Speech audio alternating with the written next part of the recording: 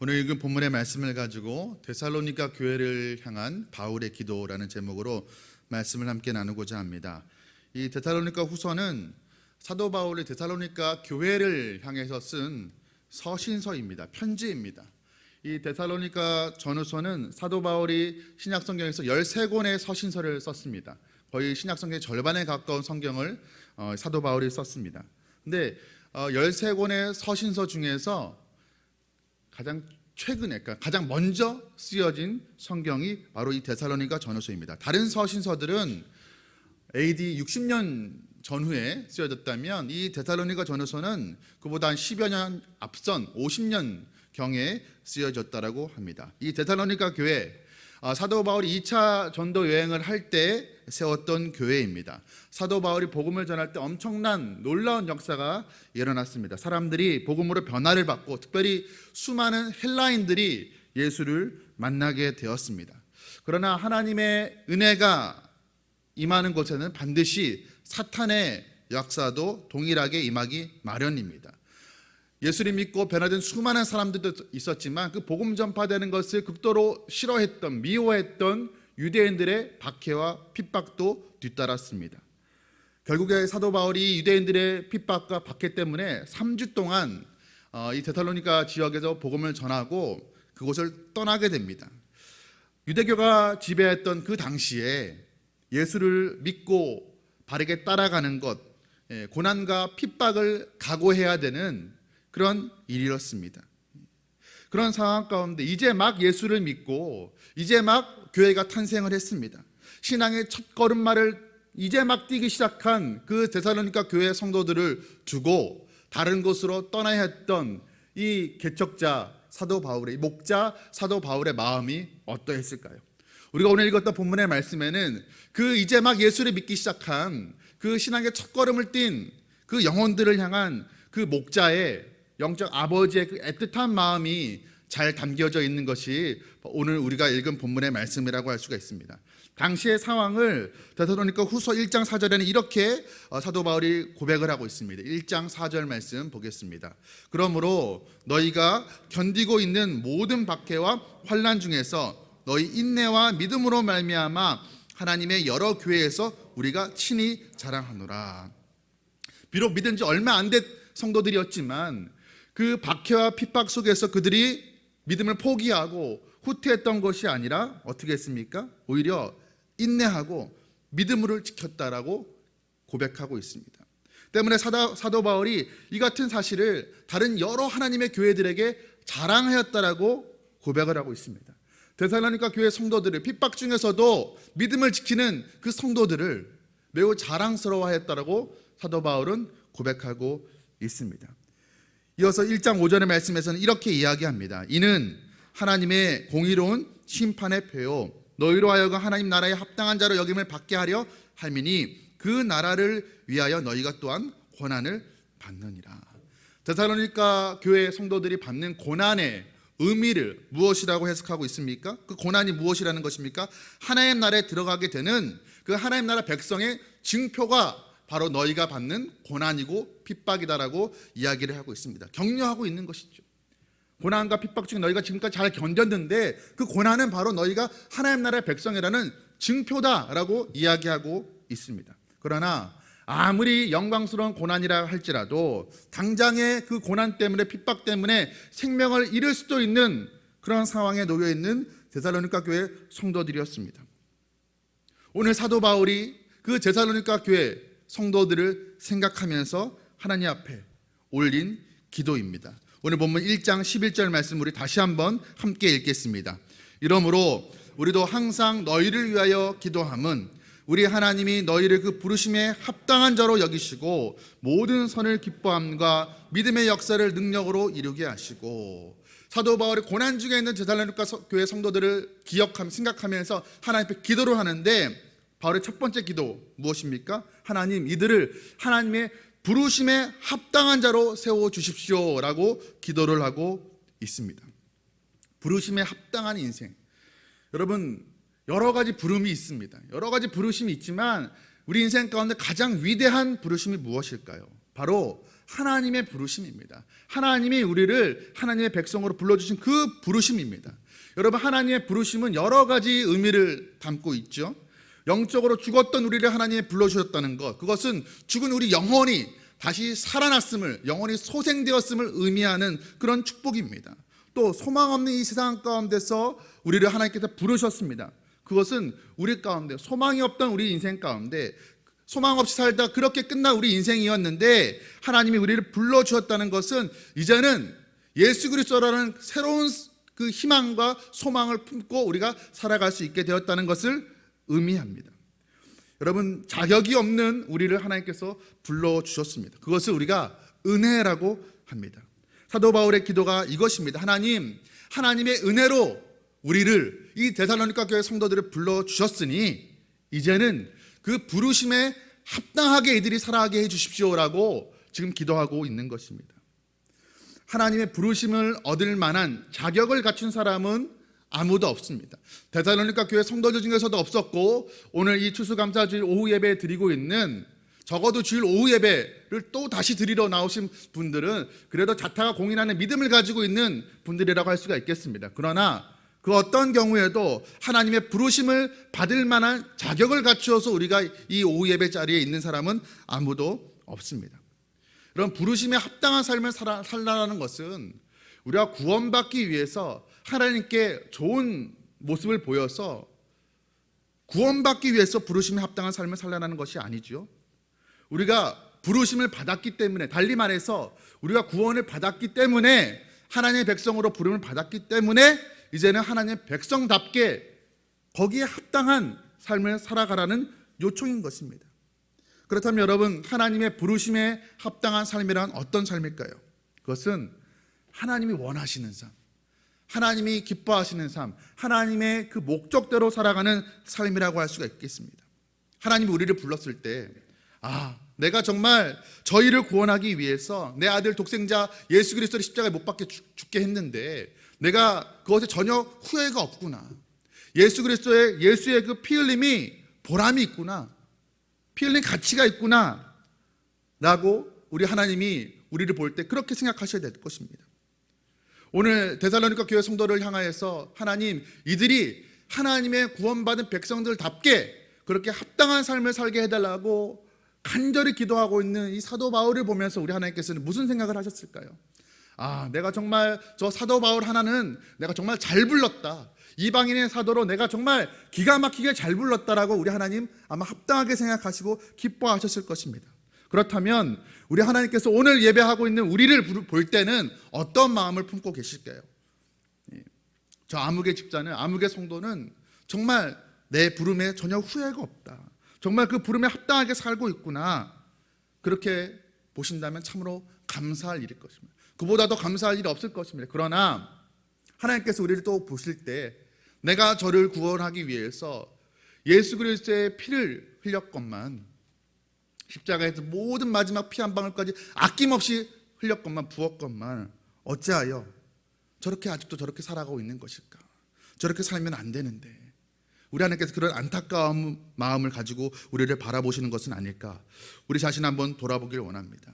여러분, 하나님의 창조하신 그 목적, 하나님이 우리를 부르신 그 목적대로 살아가는 삶이 가장 아름다운 삶일 것입니다.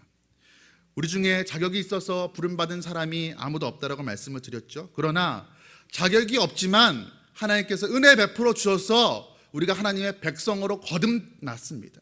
그렇다면 그 은혜를 우리가 입은 자들이라면 이제는 은혜를 경험한 자들답게 살아가야 될 것입니다. 주님 앞에 자격 없는 자로 부름을 받아 세움을 받았다면 이제는 그 하나님의 부름 받은 자답게 합당하게 살아가야 될 것이 우리가 노력해야 될 것입니다. 우리가 하나님께 부름 받기 위해서, 하나님 앞에 서기 위해서 노력한 것은 아니었지만 하나님께서 우리를 하나님 앞에 세워주셨다면 이제는 하나님 보시기에 합당한 삶을 우리가 살아가야 될 것입니다. 때로는 부르심에 합당한 삶이라는 게 우리 마음 가운데 부담감으로 와닿을 때가 있습니다.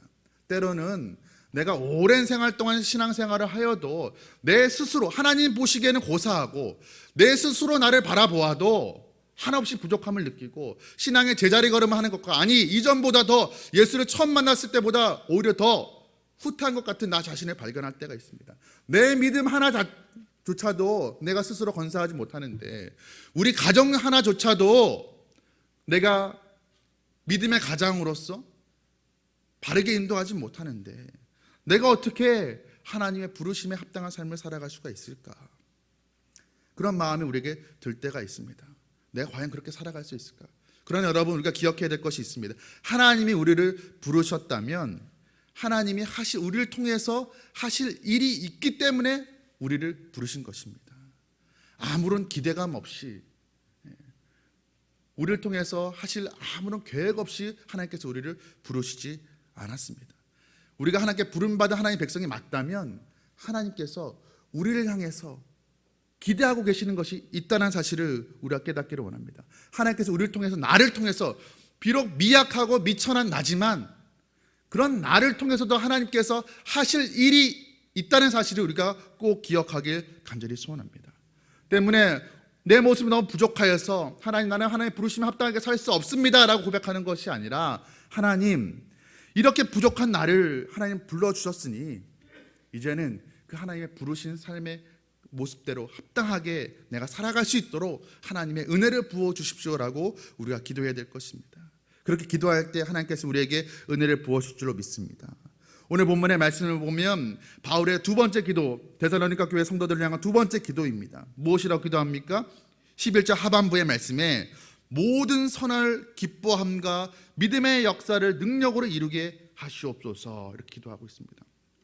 하나님, 데살로니가 교회 성도들이 선한 일을 기뻐하고 믿음의 역사를 좀 이루게 해 주십시오라고 기도하고 있습니다.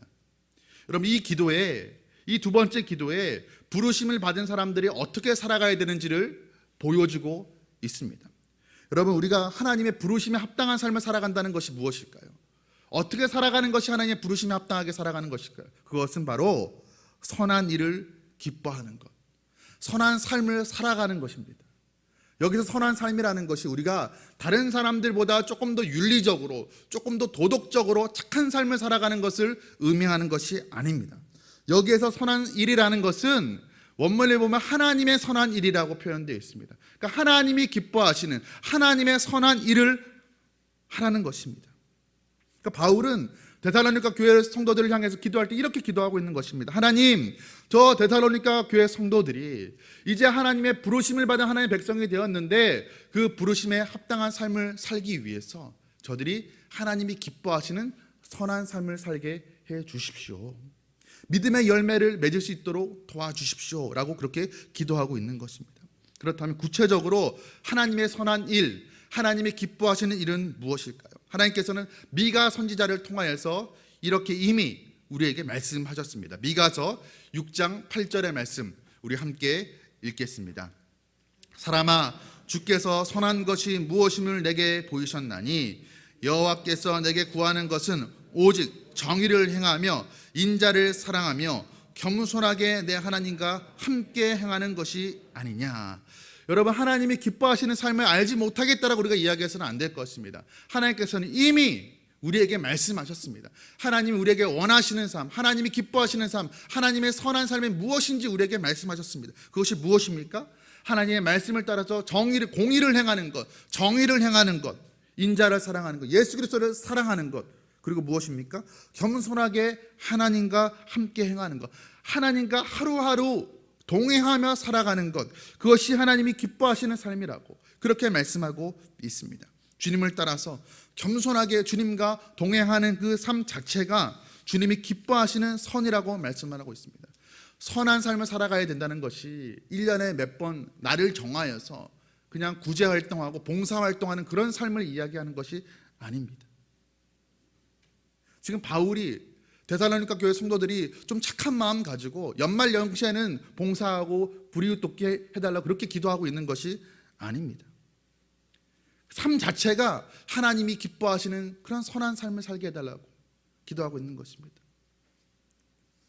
저들 마음 가운데 하나님 선한 마음이 심겨질 수 있도록, 저들 마음 가운데 하나님이 기뻐하시는 일을 하고 싶은 마음이 지속적으로 일어날 수 있도록, 그런 선한 경향이 마음 가운데 지속적으로 일어날 수 있도록, 그래서 저들의 삶 자체가 하나님이 기뻐하시는 선한 삶이 되게 해주십시오라고 기도하고 있는 것입니다. 하나님, 이 세상 살아갈 때 저들이 세상의 욕망을 따라서 자신의 유익을 위해서 살아가는 인생이 아니라 하나님의 그 말씀, 성령에 지배당하는 인생에 대해서 자연스럽고 자발적으로 선한 삶을 살아갈 수 있게 도와주십시오라고 기도하고 있는 것입니다. 여러분, 그런데 이 기도가 데살로니가 교회 성도들의 입장에서는 이 말씀에 아멘이라고 크게 화답하기가 참 어려운 상황이었습니다. 아까도 말씀드렸다시피 데살로니가 교회 성도들은 지금 초신자였습니다. 이제 막 교회가 세워지고 이제 막 신앙의 첫걸음을 띈 믿음의 초신자들, 새가족들이었습니다. 그런데 핍박까지 더해졌습니다. 여러분, 초신자들이 예수를 믿고 바르게 살아가는 것만으로도 힘든데 핍박과 고난이 더해졌습니다. 그러면 그 고난 가운데 자신 믿음 하나 지키는 것도 쉽지 않은 상황이었습니다. 그런데 사도 바울은 이것을 아는지 모르는지 아마 알고 있었겠죠. 알면서도 그들을 위해서 기도하는 것이 무엇이냐면, 하나님, 저들이 믿음이 참 어립니다. 믿음이 어린데 굳건한 믿음 주십시오라고 기도하는 것이 아니라, 하나님, 저들의 삶 자체가 하나님 기뻐하시는 선한 삶이 되게 해달라고, 하나님이 기뻐하시는 그런 뜻을 이루어드리는 그런 삶을 살게 해달라고 기도하고 있습니다. 초신자들을 향한 기도, 지금 너무 큰 기도 제목 아닙니까? 그런데 그렇게 기도하고 있습니다. 무슨 뜻일까요? 하나님의 선한 일을 이루는 그런 삶을 살아가는 데에는 신앙의 연륜이 따로 있지 않다는 것을 알려주는 것입니다. 주님을 정말 만난 사람이라면, 주님을 정말 나의 인생의 주인으로 모신 사람이면 믿은 지 수십 년이 되었거나 아니면 오늘 믿은 사람이든지 간에 그거와 상관없이, 믿은 연수와 상관없이 어떤 사람이든지 간에 예수를 나의 인생의 주인으로 모신 사람이라면 그 사람 삶 가운데 자연스럽게 반드시 꼭 나타나야 될 삶의 모습이 바로 선한 삶이라고 사도 바울은 우리에게 가르쳐주고 있습니다. 여러분, 그런데 우리가 이 선한 일, 하나님이 기뻐하시는 선한 삶을 향하며 살아가는 것, 믿음의 역사를 이루기 위해서 우리에게 필요한 것이 한 가지가 있습니다. 우리가 우리의 능력으로, 우리의 물질과 우리의 재능으로 선한 일을 하려고 한다면 어느 정도 하다가, 몇 번 하다가, 어떤 사람은 물질이 부족하고 재능이 부족한 사람들은, 또 마음이 부족한 사람들은 한두 번 하다 끝날 것이고, 그보다 믿음이 좀 더 있는 사람들은 서너 번 하다 끝날 것이고, 더 여유 있는 사람들은 대여섯 번 하다 끝날 것입니다. 결국에는 어느 정도까지 하다가 자기가 가지고 있는 자원을 활용하여서 어느 정도까지 하다가 끝이 나게 마련일 것입니다.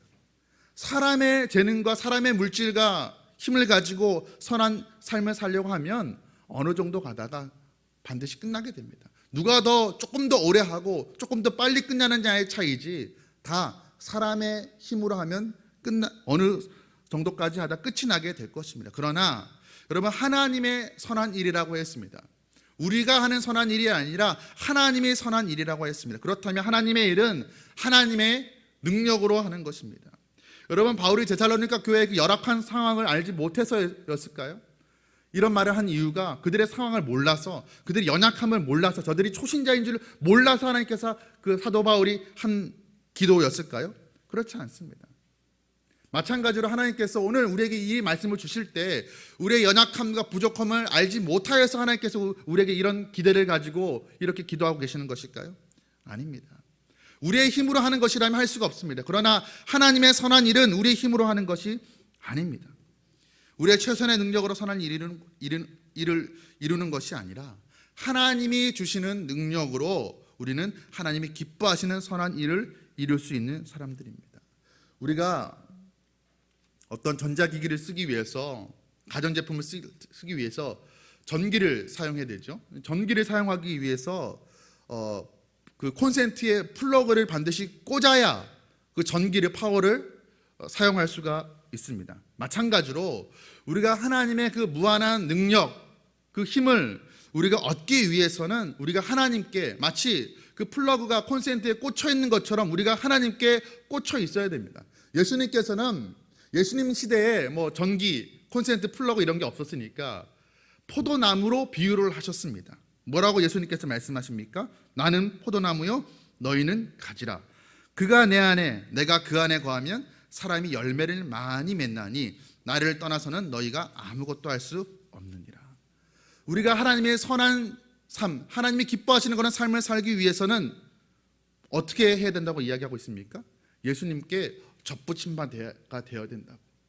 그러니까 우리가 선한 일을 하기 위해서 해야 될 것은 내가 더 선한 일을 많이 하겠습니다라고 작정하는 것이 아니라, 결단하는 것이 아니라, 우리가 하나님이 기뻐하시는 선한 삶을 지속적으로 일평생 살아가기 위해서는 우리가 해야 될 일이 단 한 가지입니다. 그것은 예수님의 그 포도나무에 접붙임 바 되는 것입니다. 예수님 안에 거하는 것입니다. 그때 성령이 우리를 통치하게 될 것이고, 성령의 도우심과 성령의 역사로 우리가 하나님이 기뻐하시는 선한 삶을 살아가게 되는 것입니다. 내 힘으로 내가 작정한다고 하는 것이 아니라, 우리가 성령 안에 거하면, 예수 그리스도에게 접붙임 바 되면 예수님께서 주시는 그 힘과 능력으로 우리가 선한 삶을 살아지게 되는 것입니다. 여러분, 우리가 하나님의 자녀로서, 우리가 또 우리 인천중앙교회가 이 지역사회를 섬기는 교회로서 선한 일을 감당해야 될 그 사명을 우리가 가지고 있습니다. 그 사명에 우리가 좀 더 충성하고 또 충실하기 위해서 올려드려야 될 기도가 바로 이 기도인 것입니다. 하나님, 우리가 우리 가정을 변화시키고 이 지역을 변화시킬 하나님이 기뻐하시는 선한 일을 감당할 수 있도록 하나님, 우리가 꼭 하나님께 접붙임 바 되게 해주십시오. 우리 힘으로 할 수 있는 것이 아닙니다. 우리가 하나님 안에 거하고 하나님이 우리 안에 거하여서 하나님의 능력으로 하나님께서 맡겨주신 그 선한 일들을 감당케 해주십시오라고 기도하는 저와 여러분 되기를 간절히 소원합니다. 그렇게 기도하는 것 하나님께 들으시고 반드시 응답해 주실 줄로 믿습니다. 오늘 사도 바울이 데살로니가 교회 성도들을 향한 세 번째 기도입니다. 우리 12절의 말씀, 1장 12절의 말씀을 우리 함께 읽도록 하겠습니다. 우리 하나님과 주 예수 그리스도의 은혜대로 우리 주 예수의 이름이 너희 가운데서 영광을 받으시고 너희도 그 안에서 영광을 받게 하려 함이라. 사도 바울이 기도하는 것, 하나님, 저들을 통하여서 하나님 예수 그리스도의 이름이 영광을 받게 해 주십시오라고 기도하고 있습니다. 하나님의 선한, 하나님이 기뻐하시는 선한 삶을 살아가는 것, 믿음의 열매를 많이 맺는 것, 다른 이유와 목적이 있는 것이 아닙니다. 오늘 바울이 무엇이라고 얘기합니까? 우리 주 예수 그리스도의 이름이 너희 가운데서 영광을 받으시고 너희의 그런 선한 삶과 믿음의 열매를 통하여서 하나님이 영광 받으시기 원한다. 하나님의 영광을 위해서 너희가 선한 삶을 살아가라 라고 사도 바울은 기도하고 있습니다. 우리의 모든 삶을 통해서 주 예수 그리스도의 이름이 높아지고 영광을 받아 주시옵소서라고 사도 바울은 기도하고 있는 것입니다. 여러분, 데살로니가 교회 성도들, 그들도 죄인이고 우리도 죄인입니다. 우리 같은 그 죄인이, 저들 같은 죄인이 하나님의 백성으로, 천국 백성으로, 하나님 나라 백성으로 부르심 받은 것만 해도, 구원받은 것만 해도 이루 말할 수 없는 감사의 제목일 것입니다. 그런데 그런 우리를 통해서 하나님이 영광을 받으신다는 것, 여러분, 하나님이 영광이 부족해서 우리를 통해서 영광을 받으셔야지만 영화로운 분이 아니시죠. 하나님은 우리가 영광 돌리지 않아도 우리 하나님은 영광 받으시는 그 하나님이십니다. 그런데 하나님께서 우리같이 부족한 인생들을 통하여서 영광 받으시겠다고 그렇게 말씀하십니다. 하나님이 나의 삶을 통해서 천지를 창조하신 전능하신 하나님, 창조주 하나님이 나의 인생을 통해서 하나님께 영광을 받으신다. 여러분 생각해 보십시오. 그거보다 우리에게 더 기쁘고 보람있고 가치 있는 삶이 어디 있겠습니까? 내가 한 인생 살아갈 때 내 삶의 마지막 순간에 하나님이 내 한 인생 통하여서 하나님 영광 받으셨다라는 것을 우리가 고백하게 된다면 그보다 더 가치 있는 삶이 어디 있겠습니까? 그보다 더 귀한 삶이 어디 있겠습니까? 그런데 여러분, 우리가 어떻게 해야지 하나님께서 영광을 받으시고 어떻게 해야 우리의 삶을 통해서 주님의 이름이 높임을 받게 되는 것일까요?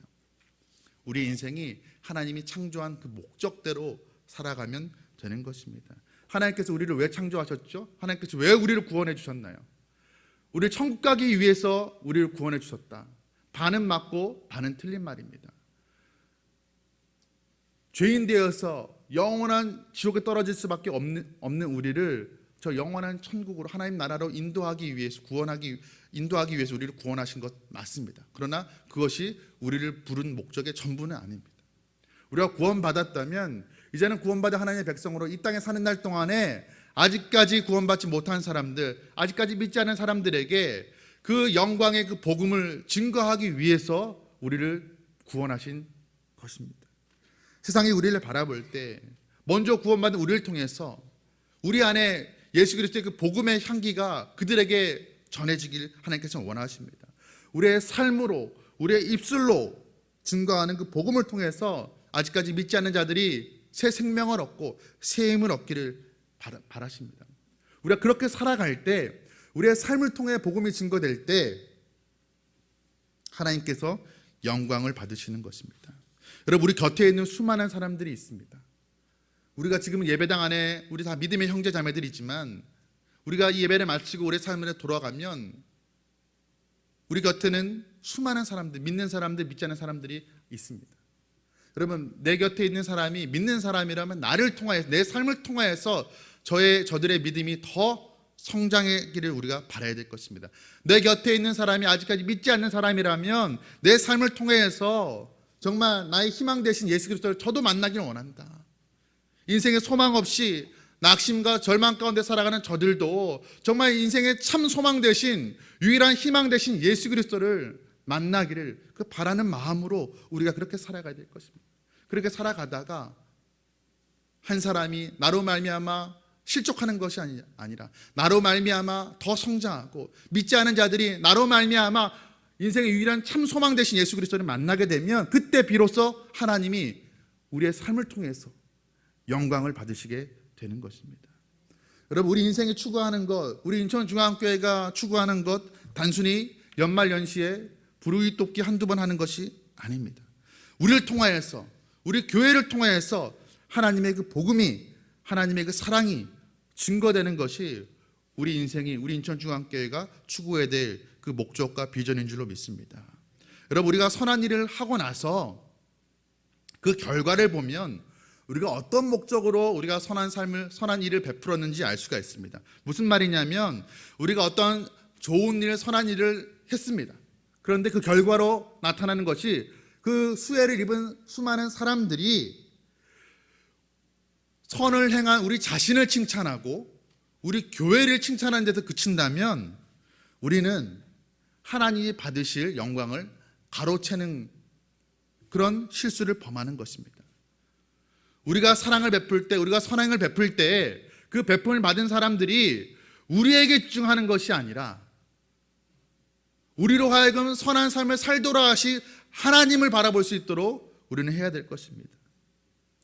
그것이 우리 개인이 추구해야 될 삶의 목적이 되어야 할 것이고, 우리 인천중앙교회가 추구해야 될 교회의 비전이 되어야 될 것입니다. 우리를 통해서 우리가 왜 그렇게 손해보면서 내 입에 들어갈 것을, 나도 배고픈데 다른 사람의 배불림을 위해서 내 것을 아낌없이 나눠주는 왜 그런 삶을 살아가는지, 왜 세상 사람들은 도무지 이해가 되지 않은, 상식적으로 이해되지 않은 삶을 왜 저들은 살아가는지 우리가 그 이유를 저들로 알게끔 해줘야 됩니다. 여러분, 우리가 선한 삶을 살아야 되는 이유가 무엇입니까? 나도 부족한데, 내가 가지고 있는 건 내가 움켜쥐고 살아도 부족한데 내 것을 움켜쥐지 않고 나도 부족하지만 더 부족한 사람들을 위해서 아낌없이 나누는 삶을 살아야 되는 이유가 무엇입니까?